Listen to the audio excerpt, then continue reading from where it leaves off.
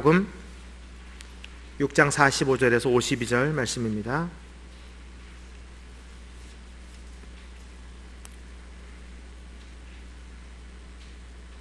저와 여러분들이 한 절씩 교독하겠습니다. 예수께서 곧 제자들을 배에 태워 호수 건너편 벳세다로 먼저 가게 하시고 사람들을 돌려보내셨습니다. 그들을 보내신 뒤 예수께서는 기도하려고 산으로 올라가셨습니다. 밤이 되자 배는 호수 한가운데 있었고 예수께서는 혼자 무태에 계셨습니다. 예수께서는 제자들이 강한 바람 때문에 놓으셨느라 안간힘을 쓰는 것을 보셨습니다. 이른 새벽에 예수께서 물 위를 걸어 그들에게 나아가시다 그들 곁을 지나가려고 하셨습니다. 예수께서 물 위를 걸어오시는 것을 본 제자들은 유령인 줄 알고 소리를 질렀습니다.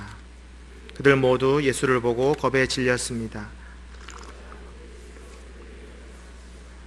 안심하다 나다 두려워하지 말라. 그리고 예수께서 제자들이 탄 배에 오르시자 바람이 잠잠해졌습니다. 제자들은 몹시 놀랐습니다. 그것은 제자들이 예수께서 빵을 먹이신 기적을 보고도 아직 제대로 깨닫지 못하고 마음이 둔해져 있었기 때문입니다. 아멘. 로렌스 형제가 쓴 하나님의 임재라는 책을 보면 하나님의 임재를 어떻게 우리가 경험할 수 있을까? 하나님의 임재는 무엇인가에 대해서 잘 설명하고 있습니다. 그 로렌스 형제는 식당의 요리사였습니다. 한 수도원의 요리사였는데 그 요리를 하며 하나님의 임재를 경험해서 그 임재 연습이라는 책을 쓰게 됐습니다. 하나님의 임재가 무엇인가 이 형제가 정의하기를 하나님께서 언제나 곁에 계시다는 것을 기억하면서 하나님께만 우리의 영혼의 관심을 집중시키는 것이다. 하나님이 여기 계시다라고 믿는 거예요. 보이진 않지만, 만져지진 않지만 하나님이 여기에 계시다고 선포하는 거예요. 저를 따라서 한번 고백해 보시죠. 하나님이 나와 함께 이 자리에 계십니다. 이것이 하나님의 임재 연습이에요. 그럼 하나님이 우리의 마음 가운데, 우리 영혼 가운데 들어오시는 거예요.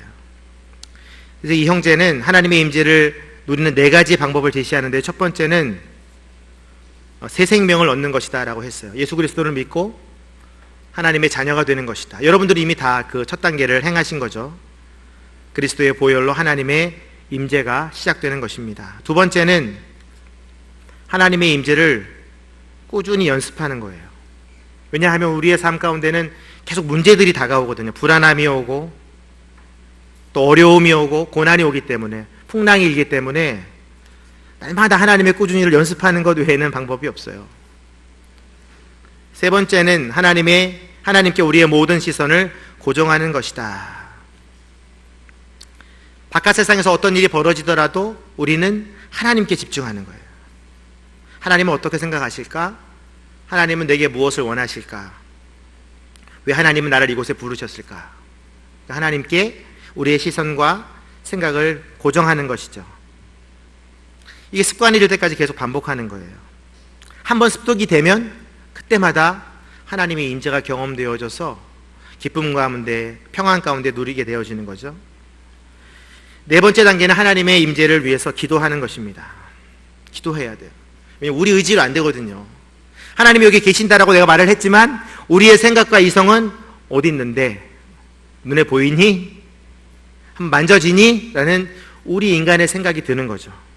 사탄이 계속해서 우리를 헷갈리게 하죠.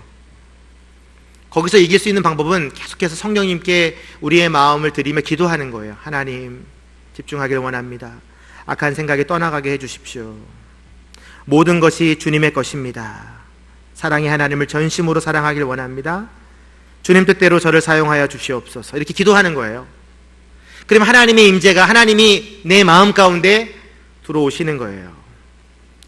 제가 지금 말씀드린 이 4가지 단계를 계속해서 반복하는 거예요. 그러면 하나님의 임재가 연습되어지는 거죠. 오늘 본문을 보면 하나님께서 제자들을 통해서 이 하나님의 임재를 연습시키고 계세요. 선생님은 누구냐? 예수 그리스도. 지금 하나님의 임재의 연습을 제자들이 이제 하고 있는 거예요. 오늘 본문 6장 45절 말씀, 마가복음 6장 45절. 46절까지 함께 읽겠습니다. 시작. 예수께서 곧 제자들을 배에 태워 호수 건너편 벳세다로 먼저 가게 하시고 사람들을 돌려보내셨습니다. 그들을 보내신 뒤 예수께서는 기도하려고 산으로 올라가셨습니다. 이전에 어떤 일이 있었냐면 예수님께서 5,000명의 군중들에게 점심을 다 베푸셨어요. 오병이어의 기적. 물고기 2개와 떡 5개로 물고기 2마리와 떡 5개로 모든 5,000명을 다 배불리 먹이고 12광주리가 남았다고 그랬어요. 놀라운 위대한 기적이 있은 후에 이상한 사건이 이제 다 벌어지게 되는데 제자들은 호수 건너편 벳세다로 가게 하셨다. 근데 뭐를 타고 가냐면 배를 태워라고 되어 있습니다. 배를 태워. 하나님의 임재 연습. 어디로 가야 되냐면 물로 가야 되는 거예요. 물 위로. 배를 타고 우리의 의지와 힘으로는 도저히 감당할 수 없는 풍랑이 있는 물 위로 주님께서 보내십니다. 그리고 예수님은 어디로 가요? 기도하러 산으로 올라가세요. 마른 땅으로 편안한 곳으로 가셔서 계속 기도하고 계십니다. 마치 위대한 기적 뒤에 어떤 고난이 올 것 같은 징조가 보이지 않습니까? 제자들이 배를 타고 호수로 갔다. 예로부터 유대인들에게 이 물이라는 것은요, 바다나 호수, 비 이런 것들은 심판과 저주의 상징이었어요. 하나님께서 인류를 멸망하실 때 이제 홍수를 이용하셨죠. 비를 내리시고 땅에서 샘같이 물을 내셔서 이 세상을 심판하셨잖아요. 그리고 이제 출애굽기에 보면은 이스라엘 백성들이 출애굽할 때 그 앞에 뭐가 있었어요? 첫 번째 장애물 홍해가 있었죠. 홍해 바다. 결국 물이라는 것은, 호수라는 것은 하나님의 멸망과 저주와 심판이 기다려지는 곳일 수 있다는 거예요. 그래서 오늘 이 말씀을 통해서 저희는 하나님의 임재를 우리가 어떻게 경험할 수 있을까? 제자들은 호수 위로 가고 있고 예수님은 땅으로 기도하러 가셨다. 물과 땅이 딱 구분되는 배경이 되죠. 창세기 8장에 보면 땅과 물의 경계가 분명하게 드러나는 구절이 나옵니다. 창세기 8장 13절 14절 말씀인데요. 노아 홍수 뒤에 있었던 사건이에요. 우리 자막을 보고 함께 읽겠습니다. 시작. 601년 첫째 달 곧 그 달 1일에 땅 위에 물이 말랐습니다. 노아가 방주 덮개를 열고 보니 땅이 말라 있었습니다. 둘째 달 곧 그 달 27일에 땅이 완전히 말랐습니다. 공통되는 단어가 뭐예요? 땅이 말랐다. 물이 거쳐지고 줄어들고 땅이 완전히 말랐다. 이 땅이 마르다는 것은요, 이 성경에서 어떤 의미가 있냐면 하나님의 나라를 뜻하는 의미가 있어요. 땅이 말랐다. 왜냐하면 물이 가득 찼기 때문에 인간이 죽었잖아요. 다 죽었잖아요. 근데 노아의 가족들만은 마른 땅을 밟게 되죠. 노아의 방주 안에서 완전한 구원을 누리고 마른 땅을 밟게 된다는 것은 이들이 다시 하나님의 새로운 에덴 동산을 밟게 되었다는 거잖아요. 그래서 마르다, 땅이 마르다는 의미는 하나님의 나라, 에덴 동산을 의미해요. 창세기 1장 9절에 보면 또 그런 부분이 나오는데요. 한번 우리 읽어볼까요? 창세기 1장 9절 시작. 하나님께서 말씀하시기를 하늘 아래의 물은 한 곳으로 모이고 묻이 드러나라 하시니 그대로 됐습니다. 여기서 드러나다는 동사는 야베시라는 히브리어가 사용됐는데 이 야베시라는 동사는 하나님의 나라와 연관되어서 많이 사용되는 동사예요. 여기서 말하는 묻이 드러났다, 땅이 드러났다, 물이 한 군데로 모이고 땅이 드러났다. 물과 땅이 경계를 딱 이루죠. 그러면서 에덴 동산이 창조된 거예요. 숨쉬는 생물들이 이제 물 밖으로 나와서 살게 되는 거죠. 그 땅에서 생산한 것들을 또 많은 사람들이 먹고 살았죠. 그러니까 에덴 동산은 마른 땅, 하나님의 나라를 상징하는 거예요. 노아의 홍수의 결과를 알려주는 창세기 7장 22절에서도 보면은 마른 땅에 사는 것은 모두 죽었다라고 기록되어 있어요. 마른 땅은 지구를 뜻하고 그 위에 모든 생물들은 죽었다라고 말합니다. 그래서 유대인들에게는 이 마른 땅이라는 것은 하나님의 나라를 상징하고 그 반대로 바다와 비와 호수와 물들은 저주와 멸망과 심판의 상징으로 알려져 있습니다. 근데 그 하나님께서 노아에게 태워준 방주는 물이 침범하지 못하죠. 심판과 저주가 임하지 못하죠. 하나님의 완전한 구원이 있는 것이죠. 그래서 우리의 인생은 늘 마른 땅을 향해서 나아가야 돼요. 강과 호수와 바다를 경계해야 돼요. 우리는 거기에 가게 되면 큰 고난을 당하게 되어 있어요. 그래서 하나님께서는 이 노아의 후손들에게 새로운 세계를 선물하시기 위해서 땅이 말랐더라. 오늘 우리가 읽은 출애굽기 8장 창세기 8장 13, 14절에 3번이나 등장하잖아요. 그 8장에 보면 한 9번 정도 등장합니다. 땅이 마르다라는 뜻이. 하나님의 나라가 다시 임한 거예요. 오늘 우리가 읽은 마가복음 본문 6장 47절에 보면 밤이 되자 배는 호수 한가운데 있었고 예수께서는 혼자 무태 계셨습니다. 밤이 되었다. 호수 위에 있었다. 뭔가 좀 불안하죠? 저주와 멸망의 상징인 물 위에 제자들이 있고 예수님은 마른 땅에서 기도하고 계시고 시간은 밤이 되었어요. 마치 창세기 1장에 보면은 흑암과 공허와 혼돈 속에 있는 우리의 삶을 지금 이 본문이 말해주고 있는 거예요. 마치 어떤 빛이라도 좀 내리쬐어 주기를 바라는 마음으로 이 자리에 나와 있는 우리들을 향해서 이 본문이 지금 말하고 있는 거예요. 그래서 제자들은 어디로 가기를 원했을까요? 빨리 게네사렛이라는 이 마른 땅으로 빨리 베세다라고 하는 마른 땅으로 빨리 가기를 원했을 거예요. 그 땅에만 갈 수 있다면 안전할 텐데. 마치 구약 성경에 나오는 에덴 동산과 방주가 멈춘 아라랏산의 그 땅과 우리가 가고자 하는 마른 땅은 다 같은 의미예요. 근데 이 마른 땅이 출애굽기에도 등장합니다. 출애굽기 14장 16절인데요. 같이 한번 읽겠습니다. 시작. 너는 내 지팡이를 들고 손을 바다 위로 뻗어 물을 갈라라.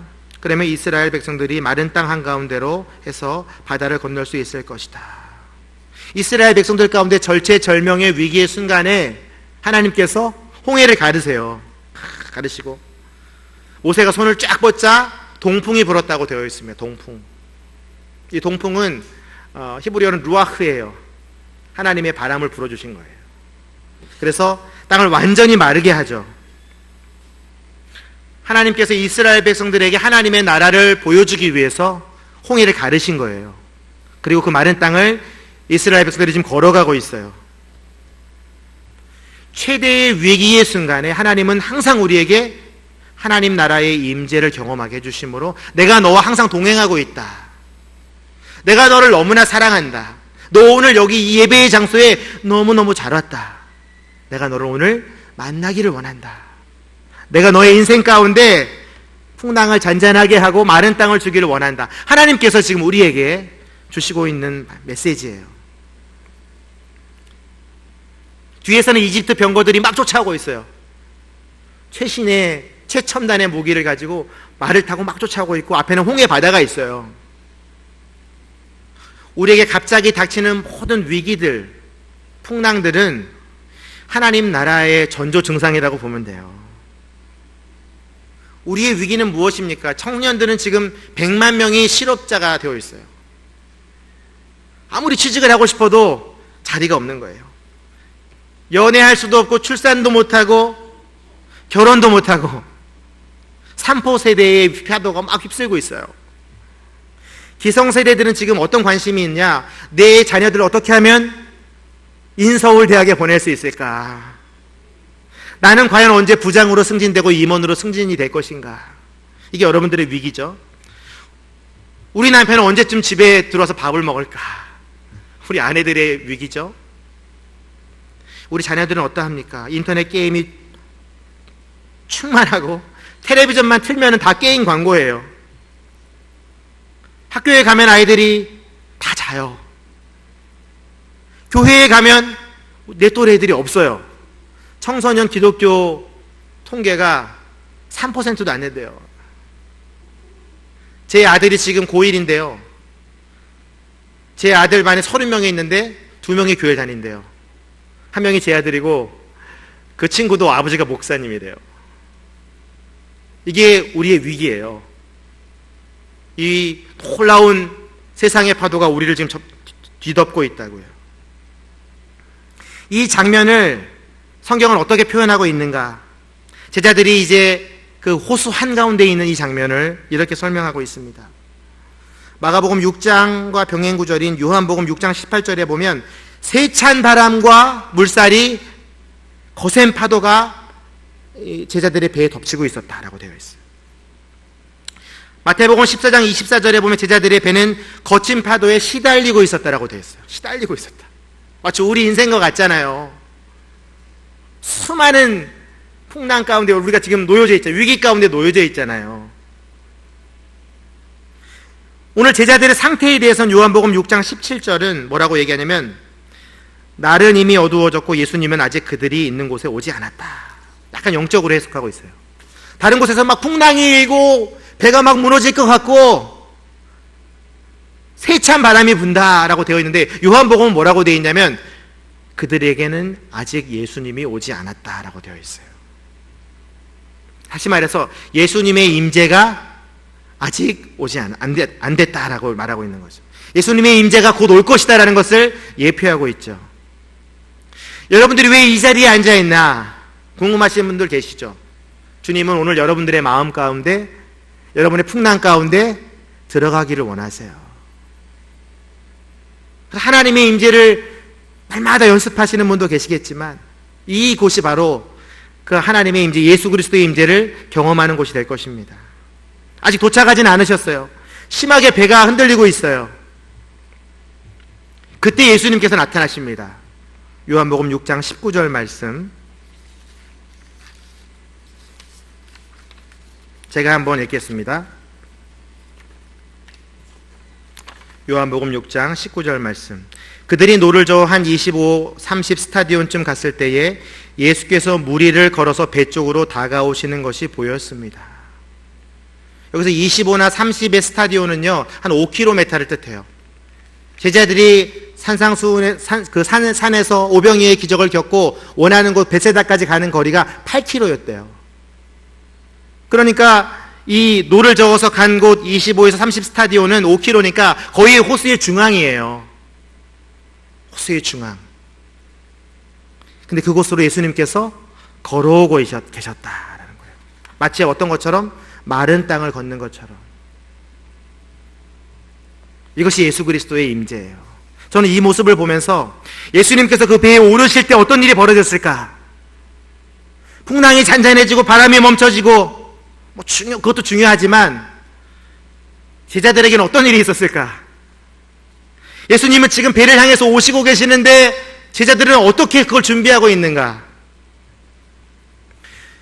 결론부터 보면은 요한복음 6장 21절이 있는데 같이 한번 먼저 읽겠습니다. 요한복음 6장 21절 시작.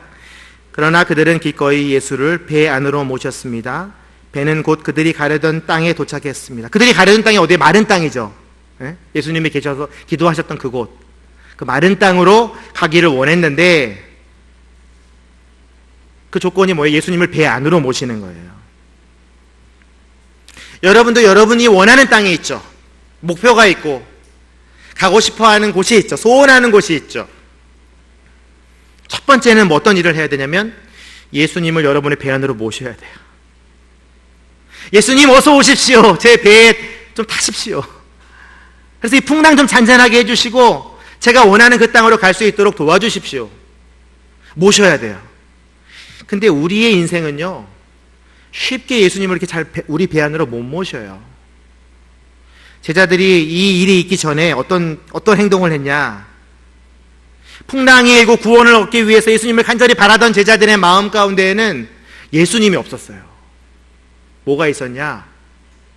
노젓는 일이 있었어요. 마가복음 6장 48절 우리 함께 읽겠습니다. 오늘 본문 6장 48절 함께 읽겠습니다. 시작.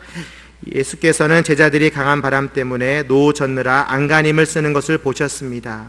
이른 새벽에 예수께서 무리를 걸어 그들에게 나아가시다 그들 곁에 지나가려고 하셨습니다. 제자들이 첫 번째 한 일은 뭐예요? 노를 젓고 있었어요. 자신의 경험과 지식으로 풍랑을 이기길 원했던 거예요. 우리가 잘하는 거잖아요. 위기의 순간에, 어려움의 순간에 우리는 뭘 생각해요? 내가 가지고 있는 것을 이용하죠. 내 지식으로 어떻게 이것을 좀 이겨볼까? 내 재물로 어떻게 이 위기를 견뎌볼까? 안간힘을 쓰잖아요. 제자들이 마치 풍랑에서 노 젓느라 안간힘을 쓰는 것처럼 우리의 손에는 노가 놓여지지 않는 거예요. 그러니까 예수님이 들어올 수가 없죠. 예수님 어서 좀 들어오세요 이래야 되는데 그 손에 뭐가 들려져 있어요? 노가 들려져 있는 거예요. 열심히 노 젓고 있어요. 주님이 어디 있는지도 몰라요. 어디서 오는지도 모르는 거예요. 주님을 우리가 하나님의 임재를 경험하려면 여러분의 지식과 경험의 노를 내려놔야 돼요. 방주를 보십시오. 방주에 노가 있나요? 구원의 방주에? 하나님이 문 닫으시고 하나님이 다 운행하셨잖아요. 우리의 인생의 배는요, 노를 다 없애야 돼요. 여러분의 지식과 재물과 여러분이 잘하는 거를 다 내려놔야 돼요. 그럼 예수님께서 더 쉽게 들어오실 수 있겠죠. 또 제자들이 했던 일은 무엇일까? 노를 열심히 젓고 그들의 마음 가운데, 그들의 생각 가운데 예수님이 없었어요. 어떻게 그걸 알 수 있냐? 마가복음 6장 51절, 이 제자들의 두 번째 장애물이 있습니다. 예수님의 임재를 방해하는. 함께 읽겠습니다. 6장 51절 시작. 예수께서 물 위를 걸어오시는 것을 본 제자들은 유령인 줄 알고 소리를 질렀습니다. 예수님께서 물 위로 걸어오시는 걸 보고 제자들이 뭐라고 했냐면, 야, 유령이다! It's ghost! 우와, 귀신이 오고 있다! 여러분이 예수님이라면 얼마나 서운하겠어요. 예수님이 지금 물 위를 걸어가고 있는데 저기 귀신이 오고 있다. 이들은 이미 예수님이 얼마나 위대하신 분인지 다 알았던 제자들이죠. 5,000명을 먹였는데 그 예수님이 어디로 간 거예요? 마치 우리 모습과 같지 않아요? 막 예수님을 믿어질 것 같고 예수님만 의지할 것 같고 막 그러다가 또 세상으로 나아가면 예수님이 사라지죠. 마치 유령처럼. 예수님은 계속해서 우리 배 안으로 들어오고 싶은데 우리의 생각과 지성과 이성이 그걸 막는 거예요. 유령일지도 몰라. 조심해야 돼. 제자들은 걸어오시는 예수 그리스도를 유령으로 착각하고 소리를 질렀다고 되어 있어요. 겁을 질렸다라고 되어 있어요. 그래서 우리가 예수님을 우리 배 안으로 모시려면 내 생각과 말을 바꿔야 돼요. 예수님이시여 들어오십시오, 이 말로 바꿔야 돼요. 이 자리에 계신 예수님 내 마음에 들어오십시오. 그럼 예수님이 들어오시는 거예요. 그 당시에 사람은 물 위를 걸을 수 없다라는 고정관념이 있었을 거 아니에요. 어떻게 사람이 물 위를 걸어? 근데 예수님은 사람이면 하나님이시잖아요. 수많은 명자들을 고치고 12광지나 남는 기적을 행하고 지금 물 위를 걸어오고 계신 거란 말이에요. 예수님을 잘 아는 것 같은데 제자들이 예수님을 잘 이해하지 못하고 있어요. 이스라엘 백성들이 홍해 마른 땅을 막 건너고 나서도 뭘 해요? 물이 없으니까 불평하죠. 고기가 없으니까 불평하죠. 모세가 십계명 받으러 간 사이에 우상을 만들죠. 그 사람들은 하나님의 기적을 눈으로 본 사람들이에요. 홍해를 건넌 사람들이라고요. 땅이 질퍽거리지도 않았어요. 완전히 말랐다고 돼 있어요. 바다가 마르다니 말이 됩니까?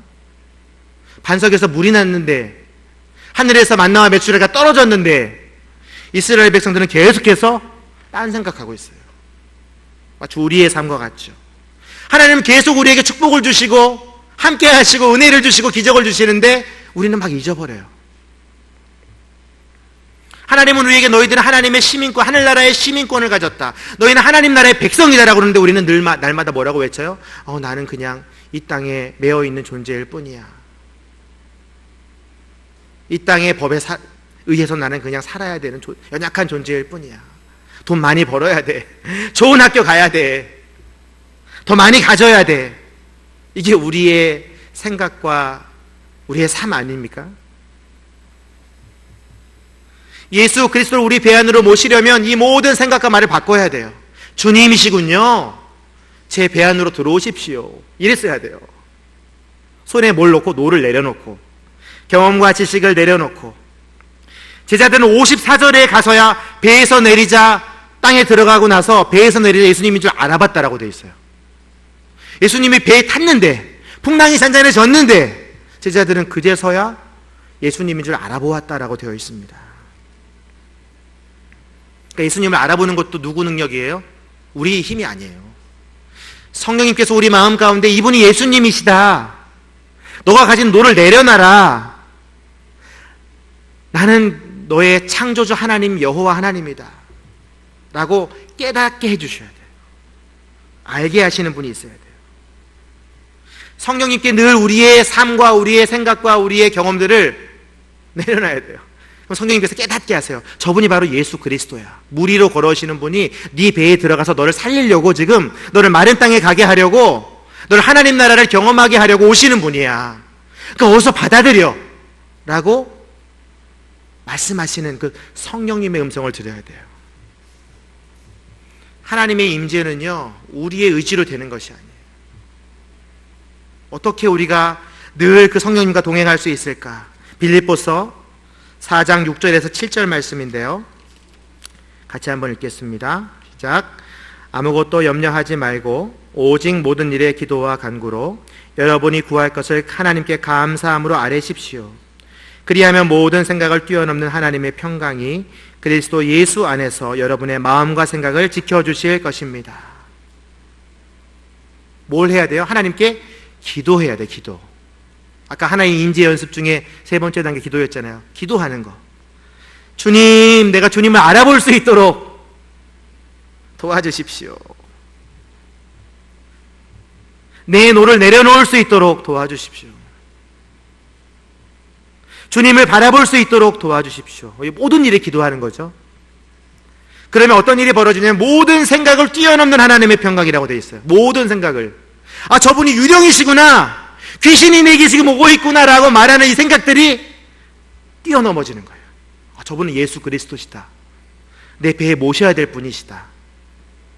그래서 내 마음이 평안을 누리는 거예요. 그 생각 때문에. 누가 하게 하세요? 성령님께서 이걸 하게 하세요. 우리 기도하는 순간, 내가 이 성령 하나님을 부르짖는 그 순간에 우리의 모든 풍랑들이 잔잔하게 되는 그 예수 그리스도의 능력을 우리가 배 안으로 모실 수 있는 거예요. 오직 그 성령님만이 물 위로 걸어오시는 주님을 보게 하고 바람과 풍랑이 나를 해치지 못할 거라고 깨닫게 해주시는 거예요. 그래서 저희가 다음 주에는 성령님의 임재에 대해서 더 깊이 나누게 될 텐데, 성령님도 우리의 삶을 계속해서 마른 땅으로 인도해 주세요. 평안으로 끌고 가주세요. 그래서 우리가 해야 될 일들은 계속해서 주님을 바라보고 주님의 임재를 갈급해 하는 거예요. 초신자들이 가장 범하기 쉬운 실수는 뭐냐면 믿음의 선배들을 바라봐요. 믿음의 경주를 막 시작하면서 나보다 먼저 믿은 사람을 바라봐요. 그래서 그 사람이 실수하면 자기도 그냥 포기해요. 어떤 사람은 교회 리더십들, 장로님이나 권사님이나 또 목사님을 바라봐요. 아, 저분을 따라가면 되겠지. 모든 사람은요, 쳐다볼 존재들이 안 돼요. 오직 예수 그리스도, 성령 하나님, 그분을 바라봐야 돼요. 그래야 파도와 풍랑이 나를 해치지 못하는 거예요. 오직 주님만 바라볼 수 있는 것은 우리가 하나님을 우리의 삶에, 예수 그리스도 우리의 삶에 임재케 하는 가장 중요한 키예요. 이사야서 40장 31절. 이 하나님의 임재를 경험하면 어떤 일이 벌어지나 함께 읽겠습니다. 시작. 여호와를 바라는 사람들은 새로운 힘을 얻을 것이다. 독수리가 날개를 치면서 솟구치듯 올라갈 것이고 아무리 달려도 지치지 않고 아무리 걸어도 피곤하지 않을 것이다. 여호와를 바라보는 자에게 뭘 주세요? 새 힘을 주신다고 약속하죠. 새 힘. 마른 땅을 걸어갈 때 지치지 않고 피곤하지 않게 도와주신다고 약속하고 계세요. 그러니까 그 땅이 어떤 땅이에요? 천국이 되는 거예요. 아무리 달아가도 뛰어가도 피곤치 않으니까 그 땅이 하나님과 동행하는 땅이 되잖아요. 여호와를 바라본다는 것은 하나님께 소망을 두고 인내하며 기도하며 기다리는 거예요. 그것이 하나님께서 우리에게 원하시는 일이에요. 우리가 날마다 주기도문에 외치잖아요. 하나님의 나라가 이 땅에 임하옵시고. 하나님께 소망을 두면 그 나라가 임하는 거예요. 정말 여러분의 땅이 마른 땅이 되는 거예요. 벽에는 풍랑과 바람이 막 일고 있지만 하나님께서 동풍을 보내주신다니까요. 여러분의 땅을 완전히 마르게 해주시고 그 땅을 여러분이 걸어가도 뛰어가도 피곤치 않게 하시는 거예요. 그래서 하나님의 나라는 마른 땅으로 성경에 여러 곳에 대변되고 있어요. 여러분 그 땅을 걸어가시려면 주님을 배 안으로 모셔야 돼요. 약속의 땅, 그 땅까지 하나님께서 여러분을 인도하실 거예요. 그 땅은 어떤 땅입니까? 여러분이 끝까지 걸어가야 할 땅, 하나님의 임재를 날마다 경험하면서 최종 종착지는 어디예요? 새하늘과 새 땅이죠. 베드로후서 3장 13절 함께 읽겠습니다. 시작. 그러나 우리는 그의 약속대로 의가 지배하는 새하늘과 새 땅을 바라봅니다. 새하늘과 새 땅을 바라봅니다. 그 약속의 땅, 마른 땅, 새하늘과 새 땅을 바라보는 삶, 하나님을 바라보고 여호와를 바라보고 그리스도를 내 배안으로 모시는 그 삶, 거기가 천국이에요. 그래서 하나님의 임재, 그리스도의 임재는 결국 어디로 가냐면 하나님의 나라의 임재까지 연결이 돼요. 우리가 마지막 주에는 하나님 나라의 임재에 대해서 나눌 거예요. 여러분, 세상에서 부딪히는, 여러분에게 부닥치는 위기, 풍랑과 파도를 절대로 두려워하지 마십시오. 여러분의 경험과 지식의 노를 내려놓으십시오. 그리고 예수 그리스도를 유령이라고 하지 말고 배 안으로 그냥 모시세요. 주님 모십시오. 계시록 3장에 보면은 예수님께 우리 문에 두드리고 계시다고 그랬어요. 두드리고. 우리가 마음의 문을 열면 나와 들어와서 먹고 마신다고 하셨어요. 우리와 같이 사신다는 거죠. 저는 여러분들이 이 시간 예수님을 여러분의 배 안으로 초대하기를 원합니다. 그래서 여러분의 배가, 여러분의 인생이 하나님의 나라를 경험하게 되는 그런 귀한 은혜가 있기를 원하는데 성령님을 의지하심으로 기도하셔야 돼요. 힘들고 지칠 때마다 하나님의 임재를 경험하면 새 힘이 넘치는 거예요. 날마다 새 하늘과 새 땅을 선포하게 되는 거예요. 그럼 우리의 생각을 뛰어넘는 모든 하나님의 평강이 우리의 삶을 마른 땅으로 하나님의 나라로 인도하게 되는 것입니다. 우리 함께 찬양 한 곡 부르고 기도하도록 하겠습니다. 물 위로 오라는 찬양인데요. 찬양팀 같이 나오셔서 좀 도와주세요.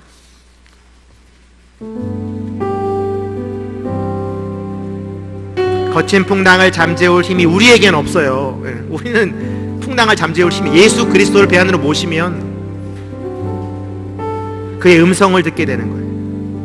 우리 함께 찬양하고 기도하겠습니다.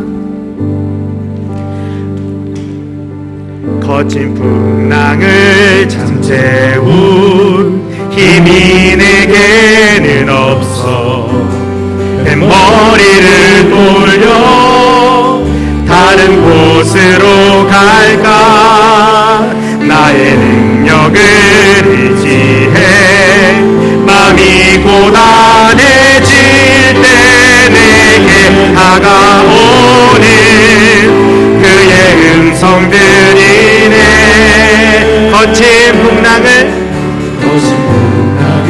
잠재울 힘이 내게는 없어 뱃머리를 돌려 다른 곳으로 갈까 나의 능력을 의지해 마음이 고단해질 때 내게 다가오는 그의 음성들이네 오라 오라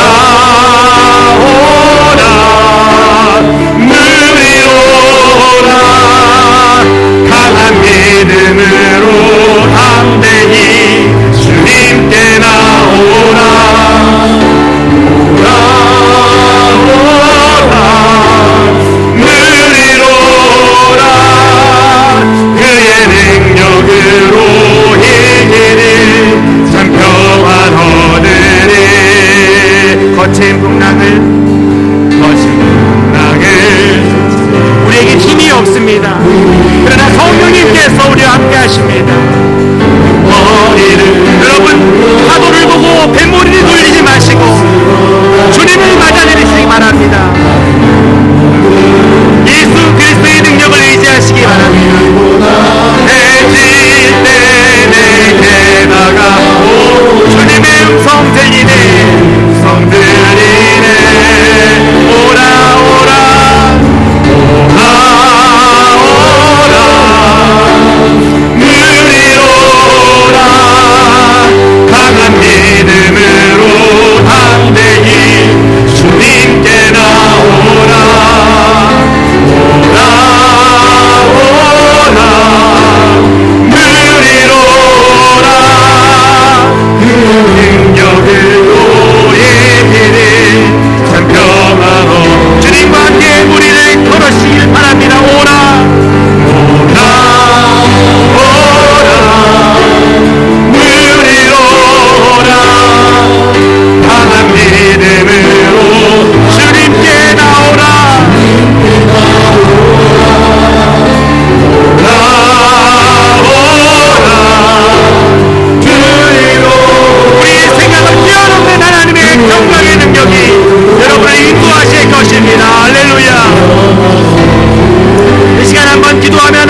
때에 주님, 우리 인생의 배 가운데 들어오셔서 우리를 인도하시고 붙드시고 세워 주시옵소서. 우리를 닥쳐오는 파도와 풍랑 가운데 있음을 고백합니다.